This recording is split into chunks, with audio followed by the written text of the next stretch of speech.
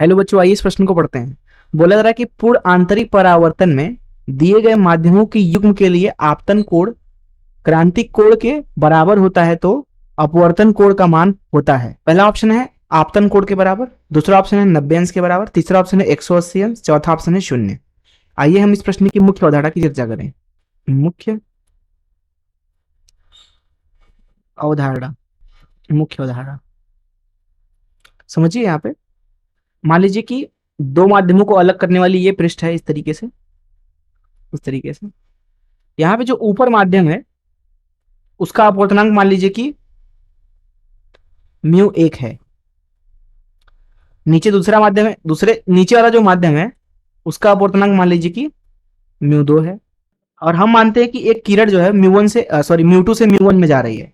मान लीजिए यहाँ पे कि जो μ2 है वो ज्यादा है μ1 से, तो यहाँ पे हम किरण को सघन से विरल में भेज रहे हैं। इस तरीके से यहाँ अविलंब खींच लीजिए इस तरीके से, तो किरण क्या करेगी, अविलंब से दूर जाएगी, तो इस तरीके से निकलेगी। मान लीजिए ये आर है अपवर्तन कोण, ये आपतन कोण है आई, ये अपवर्तित किरण है। इस तरीके से अब हम क्या करें कि आई का मान बढ़ाएं, अर्थात आपतन कोण का मान बढ़ाएं। एक समय ऐसा आएगा जब जो अपवर्तन कोण है वो 90 अंश हो जाएगा।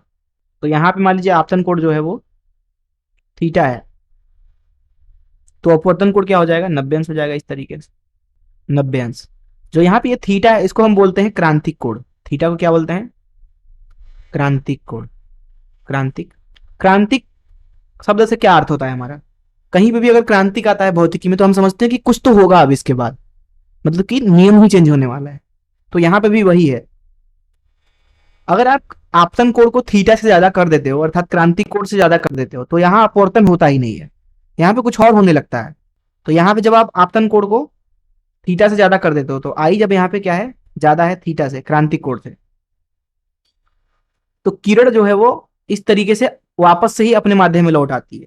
इस प्रक्रिया को बोलते हैं पूर्ण आंतरिक परावर्तन। ये बिल्कुल ही परावर्तन की तरह है।